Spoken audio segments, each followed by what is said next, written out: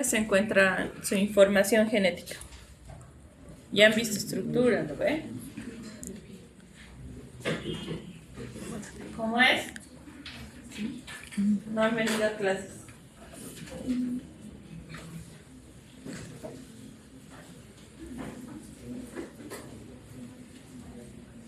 ¿Cómo es? ¿Dónde están? La célula eucariota, ¿dónde está la información genética? No está en el núcleo. ¿Dónde está la información genética? En los cromosomas. ¿Y en la bacteria? ¿Qué? ¿Acaso las bacterias no tienen cromosomas? Tienen. ¿El hombre cuántos cromosomas tiene? ¿Y la bacteria? Muy bien, algunas tienen más de uno, entonces tiene mínimo uno, ¿sí? Entonces el cromosoma es el que lleva la información genética bacteriana. Lo que de aquí no es. Ya.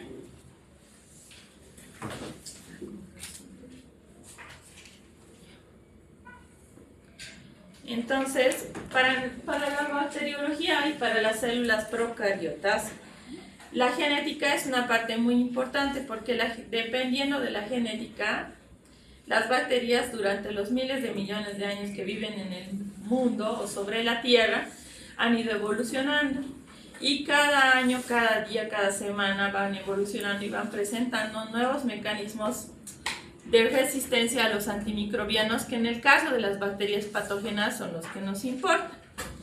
Sin embargo, no solo es eso, no solo es la expresión de los mecanismos de resistencia frente a tratamientos convencionales, que cada día son más complicados, sino que también la genética o el cromosoma tiene la información para que la bacteria sobreviva a diferentes, digamos,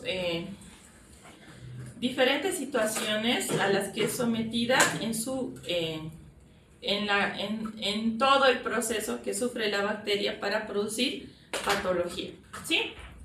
Entonces, para nosotros, para la bacteriología, la genética es muy importante porque ustedes han visto que con la aparición del COVID inclusive, las pruebas para hacer diagnóstico bacteriológico se han modernizado y ahora se utilizan un sinfín de mecanismos para diagnosticar, mucho más sencillos y mucho más rápidos que las pruebas convencionales. Entonces, nosotros en bacteriología le damos importancia a la genética o a la información genética porque nos conlleva a los desafíos de este mundo. La resistencia bacteriana es una pandemia que se está generando poco a poco, que está creciendo, que nadie le tira bola porque no es rentable estudiarla, pero que en algún momento nos va a traer microorganismos que son intratables con tratamientos convencionales. Es por eso que en la actualidad se están estudiando terapias génicas con insectos, con frutas o con otros componentes orgánicos que nos ayuden a combatir las bacterias. Ustedes saben que la estructura específica de un genoma es el gen, y el gen es el que lleva toda la información que va de las características tanto físicas como químicas como metabólicas de un ser vivo. ¿Qué es importante saber de las bases genéticas? ¿Cómo está organizada?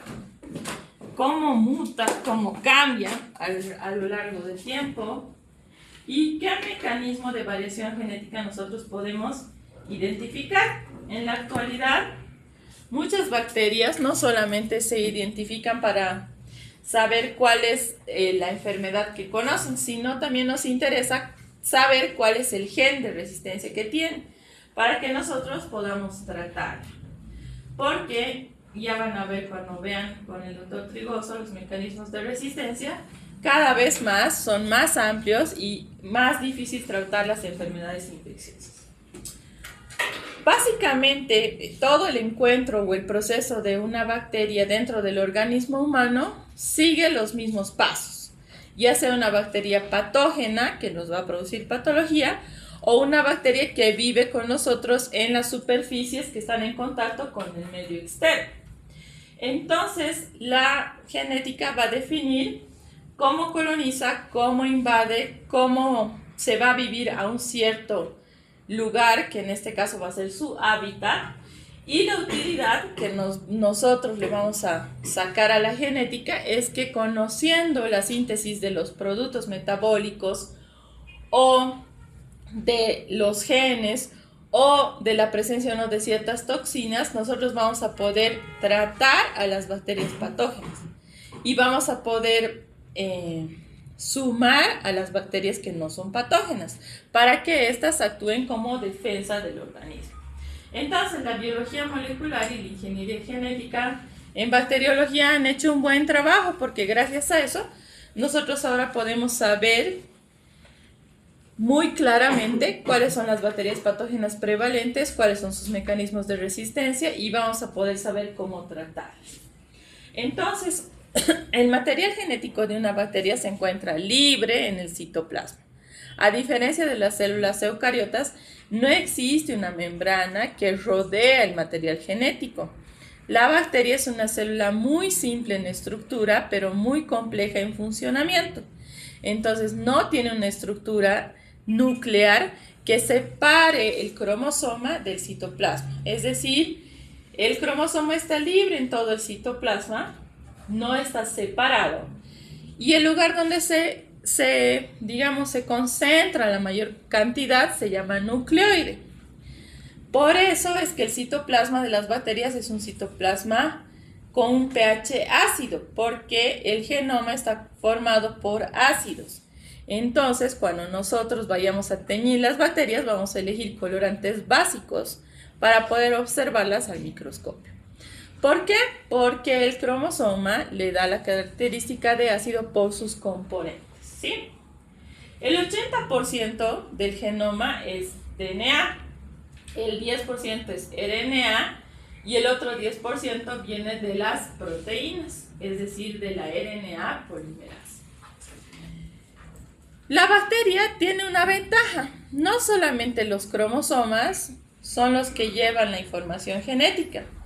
Aparte del cromosoma, la bacteria tiene una serie de elementos extracromosómicos que coadyuvan a que la bacteria sea más patógena o menos patógena, o que hay un intercambio de genes entre géneros bacterianos o especies y hace que ciertos grupos sean más patógenos que otros. Entonces, aparte del cromosoma, la bacteria tiene plásmidos, tiene transposones, tiene integrones, tiene genes cassettes, tiene algunas otras estructuras sueltas que van a acoplarse al cromosoma y hacen que la bacteria adquiera nuevas potencialidades, ¿no? Es como un Pokémon mutante, ¿sí? A medida que adquiere ciertas habilidades o se le suma ciertas características a través de los genes, la bacteria se vuelve más poderosa. Sin embargo, esto no es infinito. En algún momento, el mismo cromosoma tiene sus genes de autorregulación y de reordenamiento, donde empieza a eliminar lo que ya no le sirve. Porque, ¿qué pasaría si una bacteria muta infinitamente?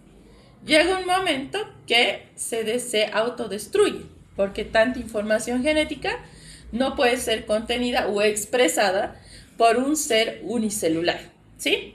Entonces, el cromosoma es la base de la genética bacteriana a la que se suman elementos extracromosómicos que son autorregulados por el mismo cromosoma bacteriano, ¿sí?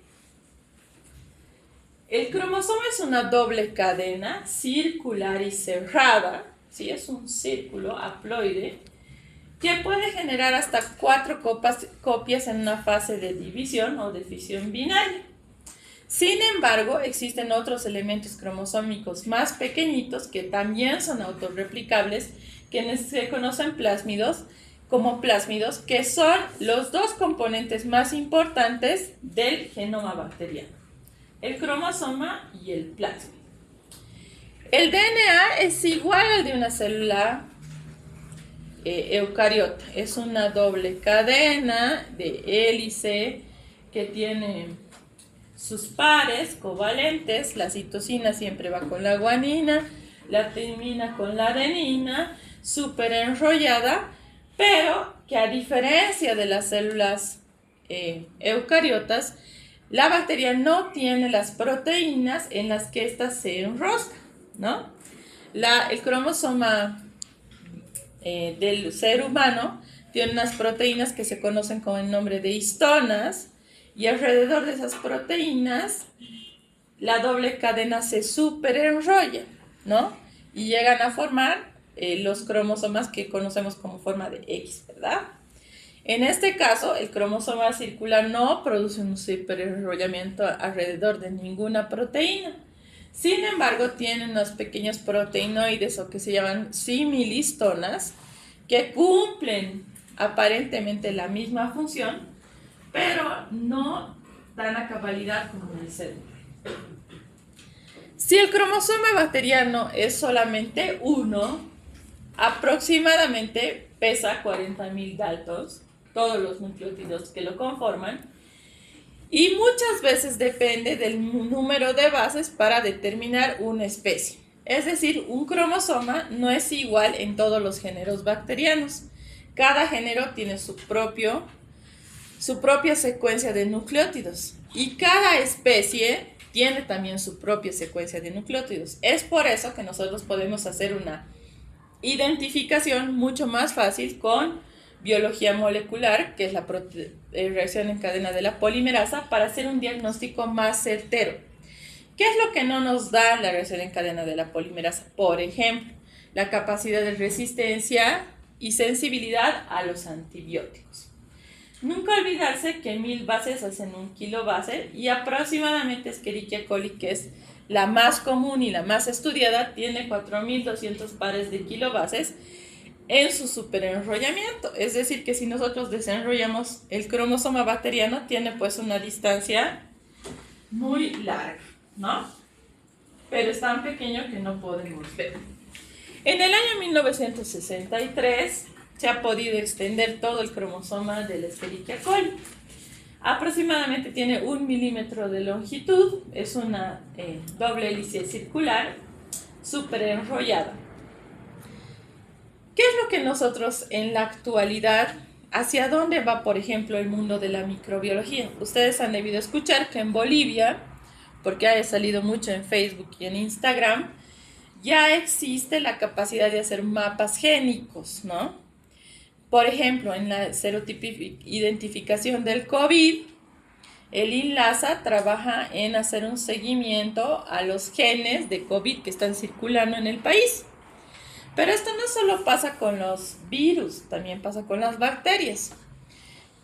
La cosa es que es más compleja y es más difícil de interpretar. En muchos países utilizan la búsqueda de los genes en cada género y especie bacteriana para ver las poblaciones de bacterias en la superficie del cuerpo humano.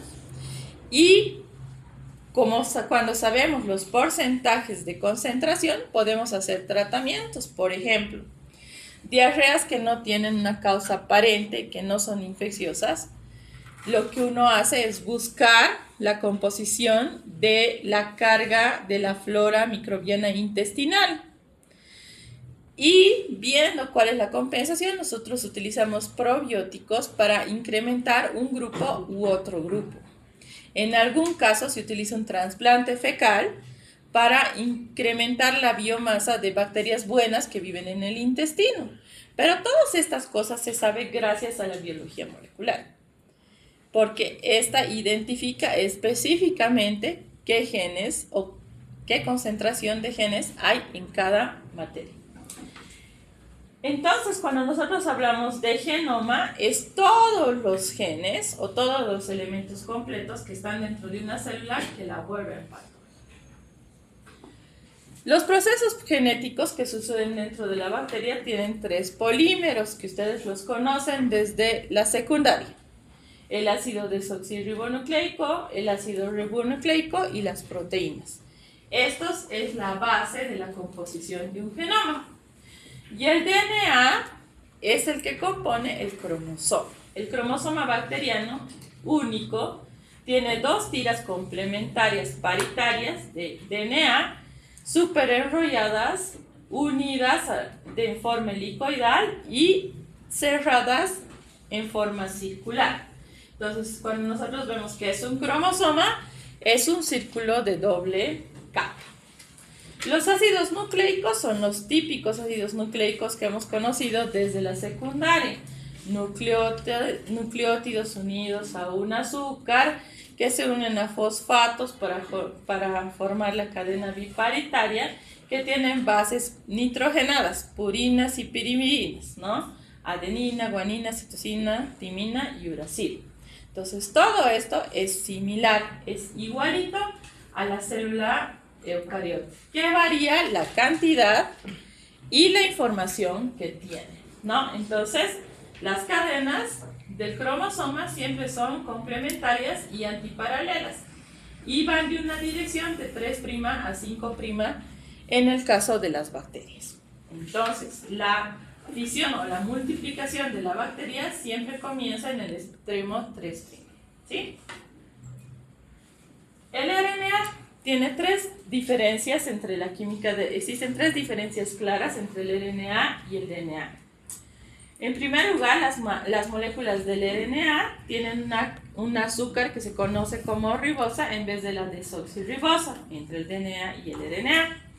El RNA tiene una base de uracilo en lugar de la timina y el RNA no es una molécula de tira doble, es una molécula de tira simple. Existen diferentes tipos de RNA. El RNA mensajero, que es el que copia toda la información del cromosoma. El RNA de transferencia es el que traduce la información. Y el RNA ribosomal es el que ordena la síntesis de proteínas. Entonces, la formación tanto de los componentes bacterianos como las toxinas, como las proteínas, como las enzimas, se da de la misma forma que en una célula eucariota, ¿sí? Las enzimas que regulan la conformación del DNA y que lo hacen una doble hélice súper enrollada son las topoisomerasas. La topoisomerasa 2, que es la que hace que el DNA gire sobre su mismo eje, ¿no? Como un resorte. Eso es la que cumple la forma de DNA girasa. Y la topoisomerasa 1 controla el desenrollamiento. Cuando las bacterias entran en una fase de multiplicación, el primer paso es que el cromosoma se desenrolle, se vuelva liso para que se genere una copia de cada línea, si ustedes quieren, y se formen dos cromosomas. Entonces la topoisomerasa 1 controla esto, que en el desenrollamiento no haya una alteración de las bases para que el genoma no quede estropeado. Y la RNA polimerasa hace que las dos tiras de DNA se desenrollen, se separen en dos tiras paralelas para que se transcriban al mismo tiempo de 3' a 5', es decir, de arriba abajo y de abajo arriba, se copien la cadena del cromosoma, ¿sí? La DNA ligasa une los espacios, los fragmentos sintetizados, y es muy importante cuando existen genes que vienen en plásmidos o en intrones o en transposones que se van a unir al cromosoma. Entonces esta enzima liga a estos pequeños genes a el cromosoma para que sean expresados. Y la primasa es la que inicia la síntesis de un fragmento roto. Cuando la bacteria se va a multiplicar, se separa la doble hélice y esta enzima es la que empieza a copiar la información genética, ¿sí? Los plásmidos, como ya hemos dicho, son moléculas extracromosómicas fuera del cromosoma, que están conformadas también por ADN circular, mucho más pequeñas, independientes del DNA cromosómico, que se multiplican solas. Es decir, existen muchos plásmidos en cada género bacteriano de diferentes tipos, no siempre de uno, y se pueden además compartir entre bacterias, ¿sí? Entre géneros y entre especies. ¿Qué significa? Que yo puedo tener 50 tipos diferentes de genes plasmídicos que no se expresan porque no están unidos al cromosoma, pero que le puedo transferir a mi compañera algunos, no todos. Entonces, por más de que seamos gemelos idénticos, yo voy a tener una información y ella otra. Y depende qué plásmido se une al cromosoma para que se exprese. Entonces, cada bacteria es individualmente diferente, igual que las huellas del ser humano, ¿no? Eso es lo que nos hace diferentes. Entonces, los plásmidos pueden estar en número infinito en una bacteria, pueden ser de diferentes tipos, y lo que hacen es ir de una bacteria a otra, ya sea del mismo, de diferente género o de la misma especie, y hacen que cada célula adquiera características diferentes. Los episomas son pequeños plásmidos que se integran al cromosoma bacteriano para ser expresado. Un plásmido que está libre en un citoplasma no sirve de nada si no se une al cromosoma porque no puede transmitir la información que tiene, ¿sí? Necesariamente el plásmido para expresarse necesita estar unido al cromosoma. Imagínense que este es el cromosoma. La bacteria tiene diferentes tipos de plásmidos, de todos tamaños, de todos tipos, pero para que este plásmido exprese la información que tiene, necesariamente se tiene que unir al cromosoma y este tiene que expresarse en esa fracción. Si no, aunque el plásmido esté unido y no se expresa, no le da nuevas características. Entonces, los plásmidos son moléculas circulares de DNA de doble cadena que se replican independientemente del cromosoma, que puede haber más de uno en cada bacteria y que pueden tener 100 copias de un tipo en cada bacteria. Es decir, podemos tener 50 tipos diferentes de plásmidos y cada uno se puede copiar hasta 100 veces en una célula. Entonces, una bacteria puede tener muchos tipos de genes diferentes dentro de ellos. ¿Qué información tienen los plásmidos? ¿Por qué son tan importantes? Porque a medida que vayamos avanzando bacteriología sistemática, van a ver, digamos, el Staphylococcus aureus, gracias al plásmido X y Z, a partir del año tanto, tiene tal característica. Nos interesa porque dentro de las bacterias o de la circulación de las bacterias patógenas o no, todavía hay bacterias que las conocemos como wild type o bacterias, digamos, que no han sido modificadas por ningún otro gen. Entonces, cuando nosotros nos encontramos con estas, pues el tratamiento de las infecciones son mucho más fáciles que en bacterias mutadas. Entonces, generalmente, los plásmidos llevan información a la bacteria para que se adapte al nuevo ambiente. Por ejemplo, en la piel vive una bacteria que ya les he dicho, el Staphylococcus aureus, pero también vive en la garganta, pero también vive en los oídos, pero también vive en las mucosas. Entonces, ¿cómo se adapta? Gracias a su genética. ¿Quién le otorga? Los plásmidos. Otra bacteria, el Clostridium, digamos, para que sea patógeno necesita secretar una toxina.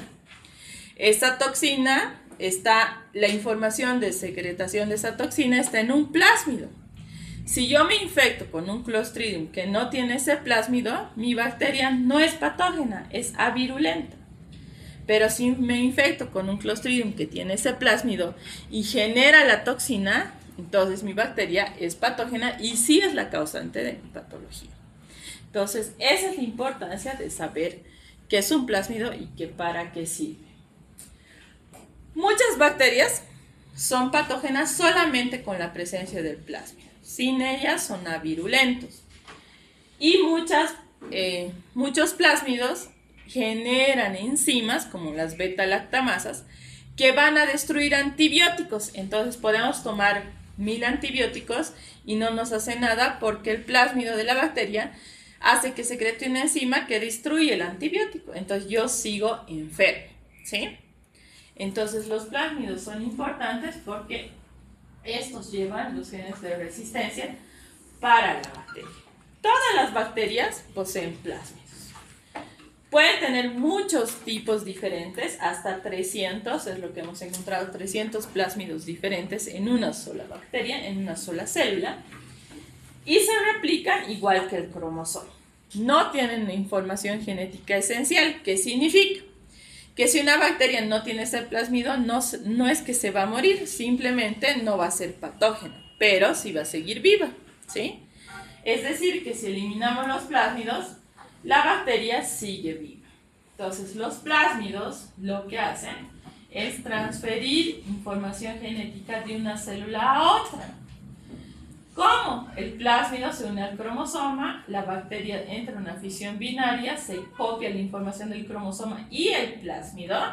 Entonces ya tenemos dos bacterias con esa información. Otra forma es que existen unos virus que se conocen como bacteriófagos, que pueden tener información genética, que infectan bacterias con esta información y bueno, la bacteria se vuelve resistente. ¿Qué tipos de plásmidos existen? Existen 3 tipos de plásmidos: los conjugativos, los de resistencia y los de producción.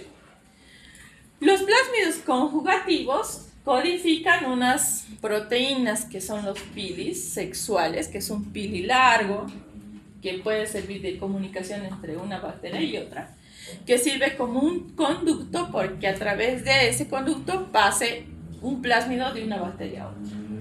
Los plásmidos de resistencia son los que les dan mecanismos de resistencia a las bacterias frente a antibióticos, desinfectantes, cambios de temperatura, etc.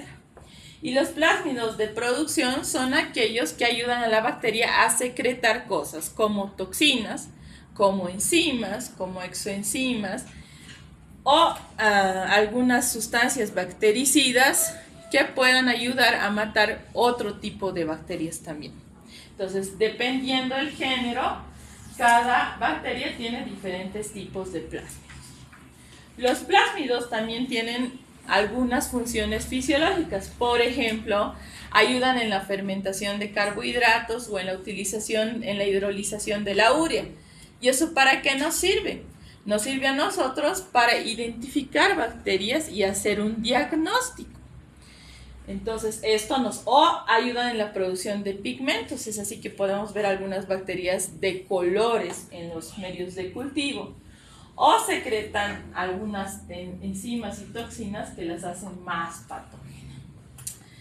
Lo más importante dentro de una bacteria es que ella todos los días sufre lo que conocemos como recombinación genética. ¿Qué significa? Que muchos elementos genéticos que no están en el cromosoma son introducidos al mismo gracias a estos pequeños genes y le dan nuevas características a una bacteria. La expresión de esos nuevos genes dentro del cromosoma producen un cambio y este cambio es lo que se llama como mutación, ¿sí? Siempre y cuando se expresen. Si no se expresan, no mutan. Entonces, a través de la vida de una bacteria, su cromosoma sufre transformación. ¿Por qué? Porque los genes externos se unen al cromosoma y se expresan. Sufre una transducción porque la transferencia de este gen también puede mediarse por un virus. Y sufre una conjugación porque cuando dos bacterias se encuentran y se transfieren material extracromosómico, se comparten la mutación. Entonces, la forma de transferir información genética entre una bacteria y otra, es decir, la mutación, se da por transformación, transducción o conjugación. Transformación, cuando existe en genoma libre en el medio ambiente y este es asimilado por una célula. La transducción, cuando se da gracias al bacteriófago, ¿no? La inclusión de un cromosoma en una célula. Y la conjugación, cuando dos células comparten información genética, puede ser a través de un pili sexual. Entonces, la transformación ha sido conocida como el elemento más relevante porque la gente no sabía, por ejemplo, ¿Por qué aparece la penicilina como un agente salvador? Entonces, cuando en el año 1940 y tantos, 1840 y tantos creo, aparece la penicilina, todo trataban con penicilina, ¿no? Me duele la garganta, penicilina. Me salió pus en el ojo, penicilina. Me dio un absceso, penicilina, etc. Todo era penicilina. Al pasar los meses, se dieron cuenta que algunas infecciones sí se curaban y otras no. Y se preguntaban por qué, si es la misma bacteria. Entonces, ¿qué sucedía? Que estas bacterias, que ya tenían genes de resistencia contra la penicilina, al morir eliminaban su cromosoma al medio externo, pero las bacterias que se encontraban cerca a ellas se fagocitaban esos genes de resistencia, los introducían a su citoplasma y esto se introducía a su cromosoma y también ya se contagiaban la resistencia. Entonces, la transformación es cuando una bacteria del medio ambiente libre coge estos genes y los expresa.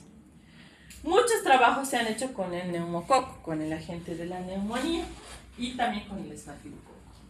Ahora, no todas las bacterias tienen la capacidad de captar genes, introducirlos al cromosoma y expresarlos. Muchas de ellas tienen que tener características específicas y moléculas que integren estos genes al cromosoma. En este caso hay proteínas especiales que coadyuvan a la integración de estos genes al cromosoma. La transducción es lo que les decía. La transducción es la transferencia de genes a través de un virus. Este virus se conoce con el nombre de bacteriófago, ¿sí? Entonces, ¿qué sucede? Van a disculpar, mi celular está... ¿Qué sucede? Este es un virus que tiene una membrana, un cuerpo, unas patitas, y este es el DNA. Este virus se une a la membrana de las bacterias y le inyecta la información genética. Esta información genética se une al cromosoma y genera más virus. Estos virus se liberan y van a infectar otras células. Al infectar otras células, pueden unirse y expresarse el cromosoma y cuando esta bacteria se multiplica, lleva la información del bacteriófago y del cromosoma a una nueva bacteria. Entonces, este es un virus que inyecta información genética al cromosoma y se llama transducción. Entonces, este fago lo que hace es inyectar su información y esta ingresa al cromosoma. Sucede o se forman más bacteriófagos que infectan más bacterias o el cromosoma, esta información se une al cromosoma, se expresa y se generan más células igualitas con esa información. ¿Sí? La transducción, entonces, es la infección de un virus a una bacteria a través de un fago. Ahora, ¿cada vez que viene un fago se debe expresar la información? No. Muchas veces se queda libre en el citoplasma hasta que alguna desencadenante hace que se exprese. Entonces, en este caso, el fago se une al cromosoma a cualquier porción y se expresa. ¿Sí? No todos los fagos pueden transducir, ni todas las bacterias son transducibles. ¿Qué significa? Que tiene que haber una compatibilidad entre el fago y la bacteria. Y por último tenemos la conjugación, que es el contacto de una célula con otra y el pase del material genético a través del pili sexual. Entonces, el pili sexual es como un conducto que actúa entre dos bacterias a través del cual migran los genes. ¿Sí? Entonces, este plásmido puede infectar a esta bacteria y darle muchas otras combinaciones o capacidades de resistencia o etc. Entonces, en realidad, lo que estamos haciendo es generando una mutación. ¿Qué es la mutación? Es el cambio hereditario en la secuencia de bases del cromosoma. Que puede ser de dos tipos. Fenotípica, cuando vemos una bacteria, qué sé yo, que siempre producía pigmento verde, ahora va a producir amarillo. O genotípica, ¿sí? Cuando esta va a pasar, pero no se va a expresar. No la vamos a ver, ¿sí? Nunca hay que olvidarnos que siempre nos podemos encontrar con las cepas silvestres o las wild type o cepas salvajes, que son las que solamente tienen la información genética desde sus antepasados. No han mutado.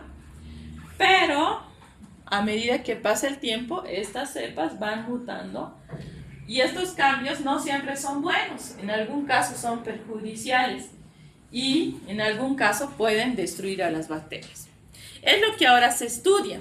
Como hemos visto que los antibióticos ya no hacen daño a las bacterias y los tratamientos antibióticos cada vez son más caros, se estudia ahora la capacidad de introducir genes que destruyan a la bacteria o que logren su autodestrucción. La segunda parte de esta clase es la fisión binaria. ¿Qué es la fisión binaria? La fisión binaria es la forma de multiplicación de la bacteria, ¿sí? ¿Cuál es la multiplicación en las células eucariotas? ¿Cómo se conoce el proceso? Mitosis. En el caso de las bacterias se llama fisión binaria. Fisión porque de una célula se parte en dos, por eso se llama fisión, ¿sí?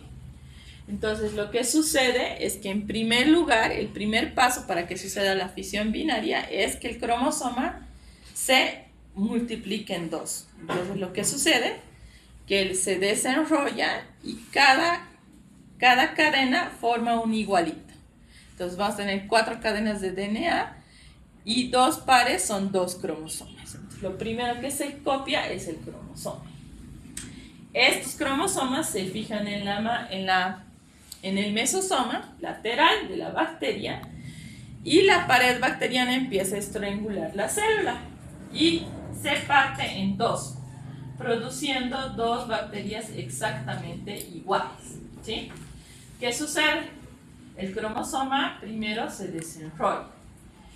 Al desenrollarse genera una copia. Aquí tiene una copia, está en rojo y la otra está en azul. Luego se fija el mesosoma lateral de la pared. Las paredes se empiezan a invaginar hasta que se estrangulan y se separan. Y cada célula tiene el mismo contenido. Entre comillas, porque ¿qué sucede? En esta porción hay 50 cromosomas y en esta 20 ya no están igualitos, ¿no ven? O digo plásmidos. En este lado hay 50 plásmidos y en el otro 20 ya no están igualitos, ¿sí? Pero es igualita en la estructura primaria. Esperen un segundito.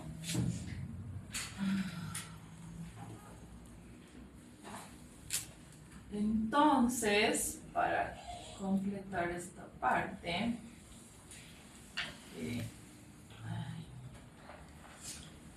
no está mal aquí.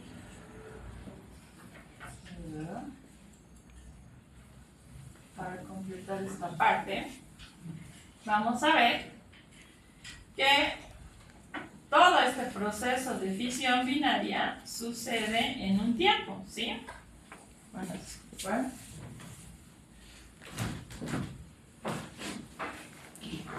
¿qué sucede?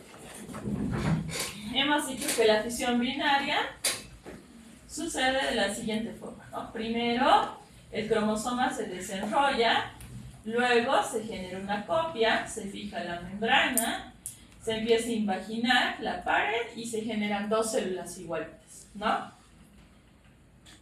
Pero todo esto sucede en un tiempo, que se conoce como curva de crecimiento bacteriano. Entonces, es como el ciclo vital de una bacteria. El ser humano nace, crece, se reproduce, muere. Bueno, ahora nace, crece y muere, ¿no? Ya no necesita reproducirse. Pero las bacterias para vivir, sí, cumplen este ciclo, ¿no? Entonces, mientras más cantidad de bacterias, más grande la colonia, si ustedes quieren. Entonces, ¿qué sucede? la bacteria cumple su ciclo vital en lo que conocemos curva de crecimiento. Esta es la línea del tiempo y este es el número de bacterias que existen.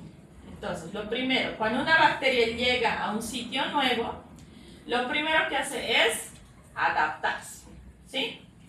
Ve si hay oxígeno, si hay hidrógeno, hay carbono, hay proteínas, hay micronutrientes, macronutrientes alrededor de ella y se adapta. Esta es una fase de rezago o fase lag. Una vez que la bacteria empieza a nutrirse y empieza a multiplicarse, comienza la fase exponencial, que significa que la bacteria acumula todos los nutrientes del medio, ¿sí? Y se multiplica aceleradamente, cada 15 minutos, ¿sí? Cuando ya los nutrientes van disminuyendo, la bacteria desacelera su multiplicación, porque claro, más comensales y en el mismo lugar, llega a la fase estacionaria. Una vez que pasa la fase estacionaria, se van agotando los nutrientes del lugar, viene la fase mortal o de decrecimiento. Entonces, ¿qué sucede?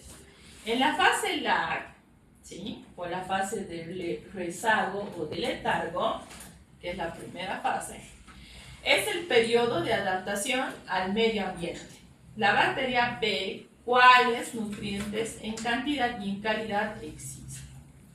En este momento existe reproducción bacteriana, pero no significativa, ¿sí? La duración es variable y en este momento las células crecen de tamaño, no de cantidad, ¿sí? La fase log o la fase exponencial o logarítmica, que es la segunda, comienza cuando la bacteria empieza a alimentarse activamente y la fase metabólica intracelular es elevada. En este caso, la multiplicación bacteriana es altamente activa y casi no hay muerte celular. Todas las células son del mismo tamaño y se mantiene hasta que los factores de alimentación empiezan a agotarse. Una vez que las bacterias empiezan a sentir que escasea el alimento, comienza la fase estacionaria. En la fase estacionaria disminuye el crecimiento exponencial de la bacteria, los números de células vivas y muertas es igual y los nutrientes se van agotando. Una vez que los nutrientes se van agotando, empieza la fase de declive o la fase mortal o la muerte bacteriana, donde a la inversa de la exponencial, las bacterias mueren exponencialmente. Las bacterias empiezan el canibalismo, ¿no? Se comen unas a otras para conseguir nutrientes y se empieza a agotar el número de bacterias hasta que no queda ninguno o quedan dos. Hasta eso ya ha empezado, queda una. Otra vez se han acumulado los nutrientes, entonces otra vez la bacteria se adapta, otra vez se multiplica, otra vez llega a la fase estacionaria, otra vez disminuye. Y así sucesivamente, en ciclos infinitos. ¿Sí? Muy bien, hasta aquí la clase. ¿Sí?